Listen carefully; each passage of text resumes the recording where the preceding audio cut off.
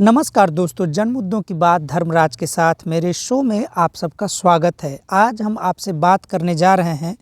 उत्तराखंड के उत्तरकाशी में सिल्क यारा टनल में फंसे हुए मजदूरों से संबंधित उनके स्थिति और जीवन के बारे में, जिस पर बात अधिकतर नहीं होती है या उन मुद्दों पर बातचीत करने के लिए किसी के पास भी वक्त नहीं है, समय नहीं है। हम सभी जानते हैं कि 12 नवंबर 2023 को उत्तराखंड के उत्तरकाशी में जो सिल्क यारा नाम का टनल यानी सुरंग जो बन रहा था, उसमें 41 मजदूर फंस गए थे। 41 मजदूर जहां एक तरफ अपने ज़िंदगी में सबसे गहरे मौत के अंधेरे में करीब 17-18 दिन बिता रहे थे, लेकिन उनके बाहर 17-18 दिन पूरी दुनिया में कैसी रिपोर्टिंग हो रही थी, क्या बातचीत हो रही थी, ऐसा उन्हें कुछ भी पता नहीं था। पता करने की उन्हें न कोई ज़रूरत तब थी न अब है, क्योंकि उनका जीवन इतना साधारण है, इतना संकटों से घिरा हुआ होता है कि आप समझ सकते हैं कि किस प्रकार के लोग टनल तक में असुरक्षा जानते हुए कि जान का खतरा है, जीवन असुरक्षित है, लेकिन वहाँ पर काम करने को मजबूर होते हैं। बहुत सारे चैनल में उस टनल को लेकर बहुत ही सनसनीखेज तरीके से रिपोर्टिंग की गई। बहुत सारे चैनलों ने तो करोड़ों व्यूज़ के साथ, टीआरपी के साथ पैसे कमाते हुए उन टनल को ऐसे प्रचारित कर रहे थे, पॉपुलराइज कर रहे थे, जैसे उन्हें मज़दूरों से कोई बहुत अधिक लेना देना हो। लेकिन उन तमाम खबरों के बीच, तमाम रिपोर्टों के बावजूद जो कुछ ऐसे पहलू थे जिस पर बात होनी चाहिए थी, लेकिन जिस पर बात नहीं हो सकी, और उन पहलुओं पर बात न उन चैनलों ने किया, न पहले हुई है और न लोग अब करने को राज़ी होते हैं। दरअसल मज़दूरों की ज़िंदगी के मसले हमारे सरकार के एजेंडा में होता ही नहीं है। आप सोच रहे होंगे कि मैं ऐसा क्यों कह रहा हूँ। दरअसल मजदूर, किसान, छात्र, नौजवान ये ऐसे लोग हैं जिनके मामले में, जिनके मसलों को लेकर, जिनके मुद्दों पर हर राजनीतिक पार्टी बड़े बड़े दावे तो करती है, लेकिन चुनाव में किए गए वादे उस वक्त धूल धूसरित हो जाते हैं, ध्वस्त हो जाते हैं, जब इन पार्टियों में से कोई एक पार्टी प्रचंड बहुमत की सरकार बनाकर या सरकार में आकर जीतकर शासन चलाने लगते हैं। चुनाव में किए गए वादे किसी सरकार के नुमाइंदों को याद नहीं रहता, किसी भी सरकार के मुख्यमंत्री को याद नहीं रहता। जो भी वादे चुनाव के दरमियान किए जाते हैं, उसकी अगर एक दो या चंद मुद्दों पर भी कोई सरकार अगर काम करती है या कम से कम उसे अक्षरशः लागू करने का प्रयास करती है, तो उस सरकार को भी इतनी लोकप्रियता हासिल होती है कि वह रातों रात भारत जैसे विशाल देश में, जहाँ पे इतने राज्य हैं, वहाँ के मुख्यमंत्रियों के बीच लोकप्रिय हो जाते हैं। आप अरविंद केजरीवाल का उदाहरण देख सकते हैं। आप कांग्रेस के सर्वचर्चित, सर्वप्रतिष्ठित मुख्यमंत्री श्री अशोक गहलोत जी को देख सकते हैं। छत्तीसगढ़ के मुख्यमंत्री भूपेश बघेल को देख सकते हैं, और अन्य ऐसे और भी मुख्यमंत्री हैं जिनके कुछ मुद्दों पर ही मुस्तैदी से लागू काम करने के बाद उन्हें इतनी लोकप्रियता मिलती है, जिसके दम पर न केवल उनकी सरकार राज्य में लोकप्रिय होती जाती है, बल्कि उनकी पार्टी राष्ट्रीय स्तर पर लोकप्रियता हासिल करती जाती है। लेकिन ईमानदारी से अगर उसका भी मूल्यांकन किया जाए तो मैनिफेस्टो यानी कि राजनीतिक घोषणा पत्र में किए गए वादों की पूर्ति को लागू करने का मुद्दा किसी भी सरकार के एजेंडे में नहीं होता है। दरअसल उत्तराखंड के उत्तरकाशी टनल में जो काम हो रहा था, जब उस सुरंग का काम शुरू हुआ होगा, तो जाहिर सी बात है कि सभी जानते हैं कि सुरंग जैसे चुनौतीपूर्ण क्षेत्रों में काम करना मज़दूरों के लिए जानलेवा हासिल हो सकता है। लेकिन फिर भी ये सारी चुनौतियों पर विचार विमर्श ज़रूर उन्होंने किया होगा, ऐसा मैं मानकर चल रहा हूँ। उत्तराखंड की सरकार ने जिस भी कंपनी को यह सुरंग बनाने का ठेका दिया होगा, जिसमें उत्तराखंड सरकार की डिपार्टमेंट भी लगी हुई होगी, क्या उन ठेकेदारों ने इस पर चिंता नहीं की थी कि अगर इमरजेंसी में मज़दूर टनल में फंस जाएंगे तो उन्हें सुरक्षित निकालने के लिए कौन से रास्ते अख्तियार किए जाएंगे, मज़दूरों को कैसे टनल से सुरक्षित निकाला जाएगा। अगर आप उत्तराखंड के उत्तरकाशी के टनल प्रसंग को शुरू से देख रहे होंगे, जांच कर रहे होंगे, तो आपको यह ज़रूर ध्यान भी आना चाहिए कि सुब्रमण्यम स्वामी जो खुद भाजपा के बहुत ही लोकप्रिय नेता हैं,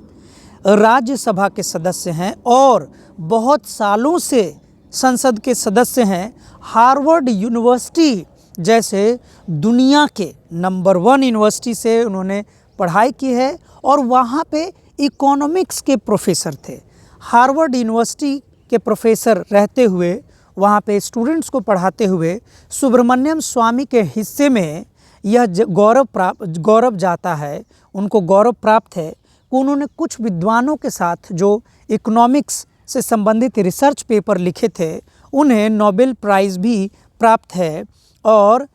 वे बहुत बड़े बड़े लोगों के साथ भी उन्होंने काम किया है। आर्थिक मामलों को लेकर सुब्रमण्यम स्वामी भले ही भाजपा के साथ हैं, भाजपा पार्टी में हैं, आरएसएस के साथ हैं, स्वदेशी जागरण मंच जैसा मंच के वे संचालक हैं, फिर भी अगर भाजपा की कोई तीखी आलोचना करता है तो उसमें सुब्रमण्यम स्वामी का नाम भी आता है। सुब्रमण्यम स्वामी ने खुद अपने ट्वीट के माध्यम से जब यह सवाल पूछ लिया कि उत्तराखंड के टनल में जो काम कर रहा था, जिस कंपनी को ठेके दिए गए थे, उस कंपनी का रिश्ता गौतम अडानी से कैसा था, उस कंपनी का रिश्ता गौतम अडानी से क्या था। आप सोचकर चौंक जाएंगे कि गौतम अडानी ग्रुप का नाम आते ही गौतम अडानी के पीआरओ, यानी जो भी उनके पीआरओ पब्लिक रिलेशन ऑफिसर्स उनके डिपार्टमेंट में होते होंगे या उस कंपनी में जो भी इन सार्वजनिक मुद्दों, आरोप प्रत्यारोपों का जवाब देते होंगे, उसने लिखित रूप से इसकी जानकारी दी कि उत्तराखंड के प्रोजेक्ट्स में गौतम अडानी का कोई भी शेयर नहीं था, कोई भी हाथ नहीं था, बल्कि अडानी ग्रुप को बदनाम करने की साजिश है, अडानी उस पर उचित कार्रवाई करेगी। लेकिन गड़बड़ यहाँ हो गया कि जिस अडानी ने कार्रवाई करने की धमकी दी, वह दरअसल कोई और नहीं, उसी पार्टी के नेता हैं जिस पार्टी के सहायता पर, जैसा कि विपक्षियों का आरोप है, जिस पार्टी की सहायता के कारण गौतम अडानी आज दुनिया के सामने अडानी ग्रुप के मालिक बने हुए हैं। यह बहुत ही दिलचस्प बात है कि सुब्रमण्यम स्वामी जैसे बड़े नेता हवा में यह आरोप नहीं लगा सकते हैं। और आप देखेंगे कि जैसे ही गौतम अडानी का नाम उत्तराखंड के टनल में फंसे हुए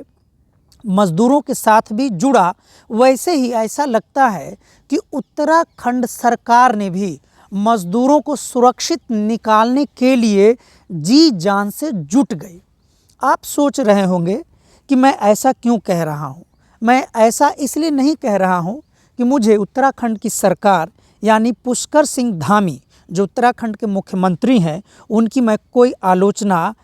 मनगढ़ंत आलोचना कर रहा हूँ, बल्कि उत्तराखंड सरकार के मुख्यमंत्री पुष्कर सिंह धामी धन्यवाद के पात्र हैं। उन्हें शुक्रिया कहा जाना चाहिए कि जिन्होंने मुस्तैदी से पूरे उत्तराखंड प्रशासन को उत्तरकाशी के टनल के बाहर लगा दिया कि किसी भी रूप में उन 41 मज़दूरों को सुरक्षित टनल से निकाल लेना चाहिए। लेकिन जब आप देखेंगे कि इन मज़दूर टनल में कब फंसे थे, तो आपको पता चलेगा कि 12 नवंबर को फंसे थे और पूरे देश के मीडिया के सामने इसको भरसक दबाने का प्रयास किया गया, क्योंकि उस वक्त भाजपा की पूरे देश में जो तैयारी थी वह थी इंडियन क्रिकेट वर्ल्ड कप के सहारे अपनी लोकप्रियता को बरकरार रखना। इतना ही नहीं, भारत के प्रधानमंत्री होते हुए भी, यानी एक ऐसा भारत जहाँ पे करोड़ों संकटों से यहाँ के लोग जूझ रहे हैं, उस भारत के प्रधानमंत्री नरेंद्र मोदी के पास इतना वक्त था कि वो 19 नवंबर, ध्यान रहे कि उत्तराखंड में मजदूर 12 नवंबर को फंसे थे, वर्ल्ड कप 19 नवंबर को था, यानी कि पूरा एक सप्ताह का गैप था, पूरा एक सप्ताह का अंतर था। लेकिन प्रधानमंत्री नरेंद्र मोदी जी के भाषण में कहीं भी, जहाँ जहाँ वो 5 राज्यों के चुनाव प्रचार में जा रहे थे, उन्होंने एक बार भी जिक्र नहीं किया और ना ही उनके समर्थित गोदी मीडिया ने यह जिक्र किया कि प्रधानमंत्री नरेंद्र मोदी ने खुलकर मंचों से घोषणा की है और 41 मजदूर के परिवारों को आश्वासन दिया है कि भारत सरकार इन मजदूरों के जान माल की सुरक्षा के लिए लगी हुई है और उन्हें सुरक्षित किसी भी सूरत में निकाल लिया जाएगा। बल्कि होना तो यह भी चाहिए था कि उत्तराखंड सरकार को, जो 41 मजदूर के परिवार थे, चिंतित थे, उनके घर पर अधिकारी भेजे जाने चाहिए थे और उन्हें आश्वासन दिया जाने चाहिए था कि आप बिल्कुल ऐसा न सोचें कि उत्तराखंड सरकार उन मजदूरों को मरने के लिए उस सुरंग में छोड़ देगी। लेकिन ऐसा लगता है कि ऐसा बिल्कुल नहीं हुआ। इसका खामियाजा यह भी हुआ कि हम जानते हैं कि भक्तू मुर्मू नाम के एक मुर्मू परिवार में एक मजदूर के पिता, जो झारखंड से थे, की मौत इस भय से हो गया, हार्ट अटैक हो गया, उनको हृदयाघात हो गया, क्योंकि उन्हें लगा कि उनके बेटे की मृत्यु, जवान बेटे की मृत्यु उसी टनल में हो जाएगी। दुखद है कि जिस दिन मुर्मू जी का देहांत हो गया, हार्ट अटैक से उनकी मृत्यु हो गई, उसके अगले दिन शाम तक उनके बेटे को सुरंग से निकाल लिया गया। हालांकि यह बहुत ही संवेदनशील और छोटा मसला था कि एक पदाधिकारी को इन सारे मजदूर परिवारों के घर पे भेजा जाता और उन्हें आश्वासन दिया जाता कि आप के बेटे को निकालने के लिए भारत सरकार, उत्तराखंड सरकार और अन्य लोग न केवल काम कर रहे हैं बल्कि मुस्तैदी से काम कर रहे हैं और पूरी दुनिया की बेहतरीन तकनीक और मशीन का सहारा लिया जा रहा है ताकि 41 भारतीय मजदूरों की जान को बचाया जा सके। अब आते हैं कि क्या उत्तराखंड सरकार ने 41 मजदूरों की जान बचा को उन पर कोई एहसान किया? तो आप देखेंगे तो दूर से लगेगा कि एहसान तो किया, हाँ, लेकिन अगर आपको एहसान समझ में आ रहा है तो उसमें ऐसा इसीलिए भी एहसान लगना चाहिए क्योंकि मज़दूरों पर कौन बात करता है। मज़दूर, ये 41 मज़दूर सुरंग में जब गए, फंस गए, तब तो पूरे देश में उन पर बात हुई। लेकिन क्या इस पर कभी बात हुई कि वे मज़दूर उसी आसपास में कैसा जीवन जीते हैं, कैसा खाना खाते हैं, कैसा कपड़ा पहनते हैं, उनके परिवार के बच्चे स्कूल जाते हैं या नहीं, उन मज़दूर के परिवारों को जो भी आवास की सुविधा है, जो प्रधानमंत्री आवासीय योजना परियोजना चलती है, जो मुख्यमंत्री आवासीय परियोजना चलती है, उस परियोजना के लाभ इन मज़दूरों को मिला भी है या नहीं? क्या इन मुद्दों पर कभी किसी चैनल में बात हुई? तो आप पाएंगे कि कभी बात नहीं होती है। और मेरा तो यहाँ तक मानना है कि उत्तराखंड के टनल में जो 41 मज़दूर फंसे हुए थे, जिन पर पूरे देश में चर्चा हो रही थी, वह इसीलिए भी हो रही थी क्योंकि अगर इस 41 मज़दूर को मरने के लिए भीतर छोड़ भी दिया जाता तो यह केवल असंवेदनशीलता का मुद्दा नहीं होता, बल्कि आगे से कोई भी मज़दूर ऐसे कामों में जाने से डरते और सीधा मना कर देते। वो सीधा कहते कि मैं भूखों मर जाऊंगा, लेकिन मौत के मुंह में यानी किसी भी टनल वाले काम में नहीं जाऊंगा। इसीलिए सरकार की भी कहीं ना कहीं मजबूरी थी कि वो ऐसा संदेश न दें जिससे बाकी मज़दूर टनल के काम को या ऐसे कामों को करने से पीछे हटने लगे। तो इसी के कारण हम समझ सकते हैं कि पुष्कर सिंह धामी, जो उत्तराखंड के मुख्यमंत्री हैं, उन्होंने न केवल मज़दूरों के निकाले जाने पर खुशी का इजहार किया, बल्कि पूरी शाम उन मजदूर परिवारों के बीच बिताया, उनके साथ नाचे, गाए, झूमे और एक प्रकार से उन्हें भरोसा दिलाया कि मजदूर जो भी काम करते हैं, ऐसे जगहों पे काम करते हैं जहाँ पर जान हमेशा खतरे में होती है, लेकिन मजदूरों को ऐसा नहीं सोचना चाहिए कि सरकार उनके साथ नहीं है। ऐसे तमाम मुद्दे हैं। लेकिन इसी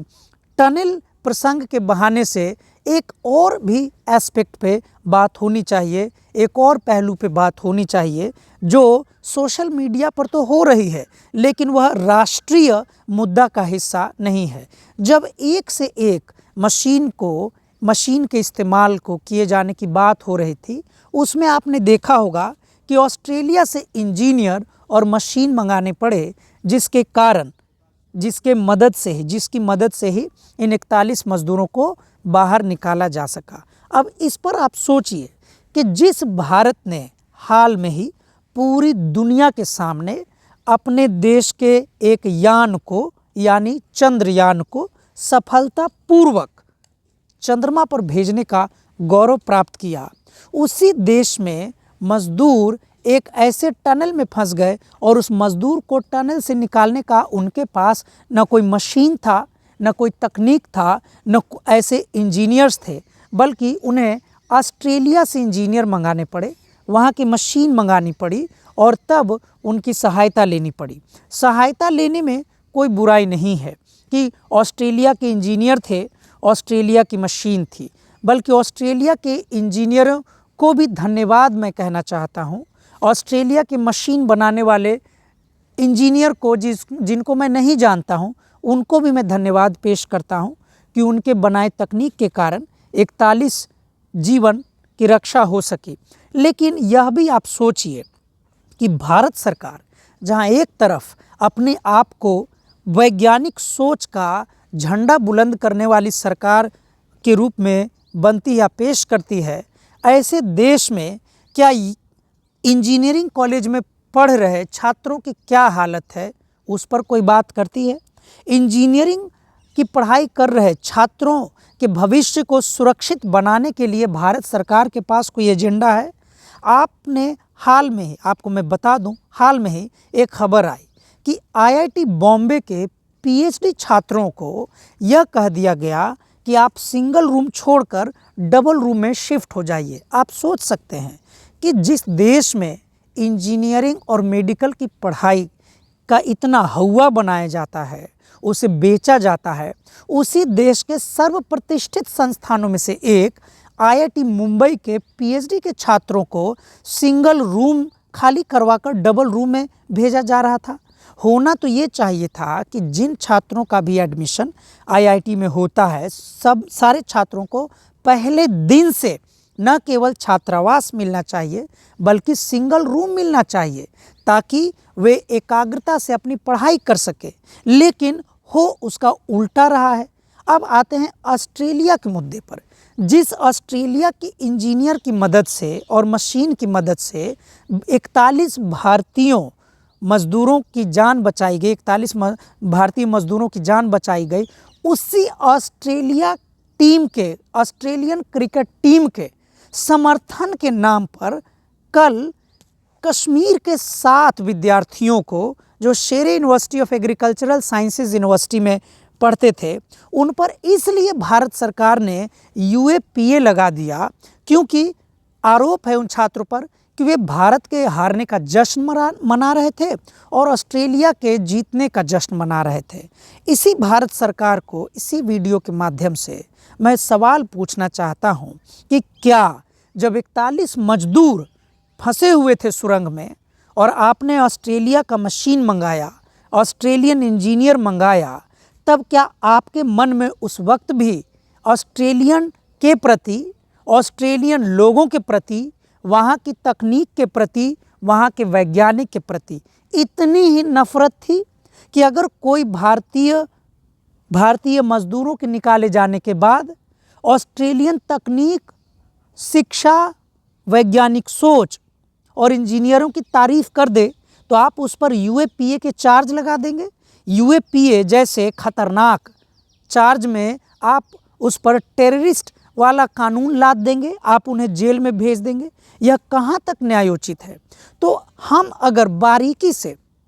उत्तराखंड के उत्तरकाशी के टनल प्रसंग को देखेंगे तो हम देखेंगे कि सरकार के लिए, भारत सरकार के लिए वास्तव में यह फंसे मजदूरों का मसला था ही नहीं। दरअसल सोशल मीडिया के माध्यम से, यूट्यूबर्स के माध्यम से और अन्य जनमाध्यमों से भारत सरकार पर इतना अधिक दबाव बन गया कि भारत सरकार को न चाहते हुए भी उस मुद्दे पर लगातार बने रहना पड़ा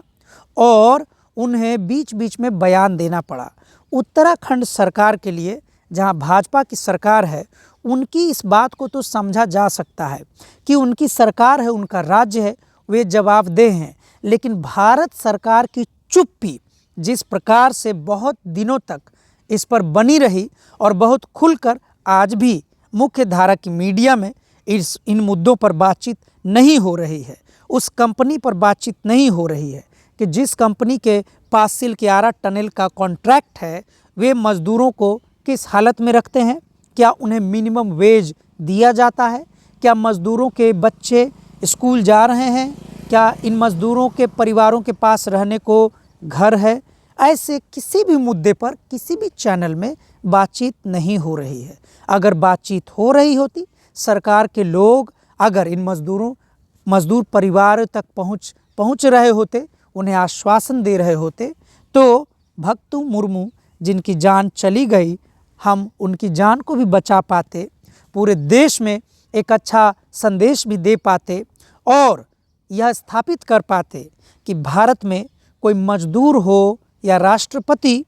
दोनों संविधान की नज़र में बराबर हैं। लेकिन ऐसा बिल्कुल नहीं हुआ। मैंने जितने भी सवाल आपसे इस वीडियो के माध्यम से आपके सामने रखा है, भारत सरकार से पूछा है, मैं चाहता हूं इन सवालों पर आम लोगों में चर्चा हो, इस पर खुलकर बात हो और जहां कहीं भी लेबरर राइट्स यानी मजदूरों के अधिकारों का हनन हो रहा हो, उनके अधिकारों का उल्लंघन हो रहा हो, उस पर खुलकर बातचीत हो और जितने भी मजदूर अधिकार के लिए लड़ने वाले, संघर्ष करने वाले नेता हैं, कार्यकर्ता हैं, बुद्धिजीवी हैं, उन पर जितने भी अनर्गल आरोप लगाए गए हैं, मुकदमे दायर किए गए हैं, यूएपीए जैसे चार्जेस लगाए गए हैं, अन्य प्रकार के चार्जेस लगाए गए हैं, उन सारे चार्जेस को भारत सरकार विड्रॉ करे और मजदूर अधिकार के लिए लड़ने भिड़ने वाले नेताओं, कार्यकर्ता, बुद्धिजीवियों को यह विश्वास दिलाए कि भारत में संविधान है, संविधान दुनिया का सबसे अच्छा संविधान भारत में है, हम इसे सफलतापूर्वक लागू करते हैं, मानते हैं और किसी भी